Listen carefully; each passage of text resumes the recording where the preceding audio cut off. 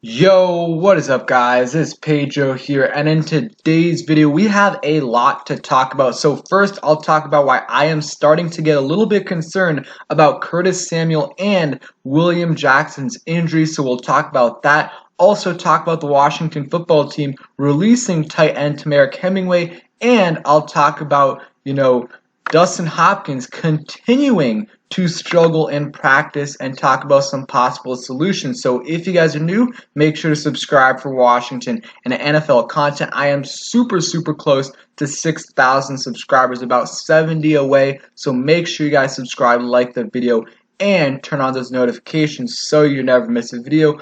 Let's get right into it. Okay, and I'll also give you guys some injury updates on some other players, including Forrest. So we'll start off with, talking about William Jackson and Curtis Samuel. Then we'll get into Terrell Hemingway and Dustin Hopkins. So today in practice, the players that were working on the side field, Casey Toohill, Curtis Samuel, and William Jackson, plus Forrest. John Com originally said Khalid Hudson, but then he corrected himself and said Forrest. And, Curtis Samuel has been doing this really all of training camp once he got off the reserve list, and even when he got activated off the PUP list, he was still doing this and, doing maybe some individual drills at the most, but it's been about 2 weeks since he got activated off the PUP list, maybe a little bit less than that. But still, it's a little bit concerning that he hasn't seen the field or not even been able to, participate in 11v11 drills. That's been a little bit concerning. And same thing with William Jackson. This whole time my level of concern has been pretty low with both of these injuries. But now that it's, stretching into the third week of the preseason and both of them are, not likely to play, I'm starting to get a little bit concerned. I'm not pressing the panic button yet, but I'm getting a little bit concerned right now, a little bit more with Curtis Samuel than William Jackson, because William Jackson had that thing, a thigh contusion around Friday night practice that Washington had, and then the next week he was still able to play in the preseason game against the Patriots, and then didn't play against the Bengals. So still dealing with that, but I think he should be good to go. I don't think he would play in his third game regardless, but a little concerning though that he's working on the side field and not getting any work, but we'll see. And I'll talk about what Rivera thinks about all this. But Curtis Samuel, he's just this, ever since he got that groin injury in May or late May, early June, he just been, basically hasn't been able to do anything. And at this moment, I'm not sure if it's, the virus or his groin injury. Is he coming back from the groin or the virus? Because you saw what happened with Matt Ioannidis when, he got put on the list. I don't even think he got the virus. And, it was like 2 weeks or 10 days of conditioning for him before he was able to get on the field. Maybe it's a combination of both, where he's dealing with symptoms from the virus and also, coming back from that groin injury, but it's starting to get a little bit concerning. This is what Ron Rivera said. Rivera says he's pretty optimistic that they'll have Curtis Samuel and William Jackson on the field sometime next week. So if he's saying he's pretty optimistic that they'll be, on the field sometime next week, that means they're not playing this preseason game. And, that means, especially with William Jackson has gotten reps with this defense, a bunch of reps. He was healthy through all of minicamp and OTAs and pretty much all of training camp besides, the last week, last 10 days, he's been, injured off and on. But Curtis Samuel hasn't gotten any reps with Ryan Fitzpatrick. I know he knows the offense, but I'm really hoping he can, get healthy soon and get a lot of reps with Fitzpatrick before this season starts, because he might, him and Fitzpatrick might start out a little bit slow, their connection. So I really hope he can get back soon. Like I said, not pressing the panic button yet, but if Curtis Samuel is not back, in 11v11 drills by next Wednesday, next Thursday, that's when I really start to get concerned, because I think we're like 17 days away from regular season play, and if he's still not practicing with 10 days before the season starting, that is very, very concerning. So hopefully, like Rivera said, hopefully those two are, playing next week or practicing next week, because those are our biggest, free agency signings. And Curtis Samuel and William Jackson are very, very, very important to the Washington football team's success. So, like I said, hopefully they're, back. And my level of concern with William Jackson is a little bit less than Curtis Samuel. With Curtis Samuel, I'm just, they could just be, cautious with him because, he knows the offense and, they don't want him to re-aggravate that groin injury,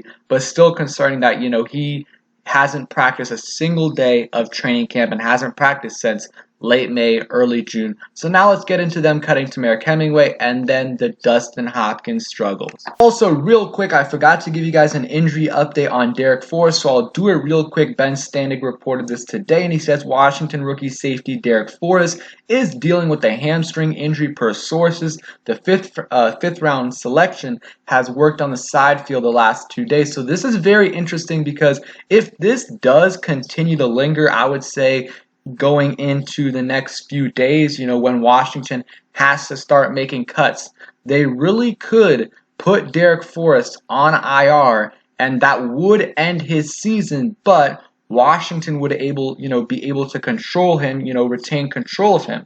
And that would make it a lot easier to keep the safeties they want to keep. If they want to keep all Jeremy Reeves, obviously Landon Collins, Cameron Curl, and Bobby McCann and Deshazor Everett, because that's 5 right there. If they keep Derek Forrest as well, that's 6. If Derek Forrest is on the roster, I doubt they do keep 6 safeties, so they'll probably have to move on from someone like Jeremy Reeves or Deshazor Everett. So that is something to monitor, because if you put a player on IR before the season starts, they're out for the entire year. Washington did that last year with Reuben Foster, and he was out for the full year. So I don't think that's going to happen, but keep your eye out for that, because if it continues to linger, they might do that, or they might just, put him on the original 53-man roster and then put him on IR or the PUP list, which would keep him out for a few weeks. Or actually, I don't know if the IR rule is the same as last year, where you can, bring them on, you can take as many players off of IR as you want and whenever you want. So if anyone knows that, let me know down below in the comments. So now on to Terrell Hemingway. The Washington football team released tight end Terrell Hemingway and re-signed center John Toth, who they released the other day. So yeah, not too much of a surprise. A lot of the beat reporters were, talking about him being the tight end 2, after a few days, couple weeks in training camp. But then we saw that was just not the case at all. After we watched him play in that preseason game, he had a drop. He missed 2 just terrible blocks. He had 2 terrible blocks. One was a sack, and I forgot what the result of the other one was. But he was just awful in that game against the Patriots, and then had that concussion. So maybe they keep him on the practice squad if they're able to get him, which I do think they would be able to. But right now, the only locks to make the roster at tight end are Logan Thomas and John Bates. After that, it's really between, in my opinion, Sammis Reyes and Ricky Seals-Jones. What I would say right now is I think Sammis Reyes makes it, just because I think that Sammis Reyes has a lot more potential and upside. Ricky Seals-Jones is probably a better player right now, but if they release Sammis Reyes, I do think he would get picked up by another team. If you release Ricky Seals-Jones, he's probably able, going to clear waivers, and you can put him on the practice squad and call him up if you do want. And that's what I think they will do, but we'll see. If Ricky Seals-Jones absolutely balls out against the Ravens, that could change. And same thing if Sammis Reyes has a really bad game.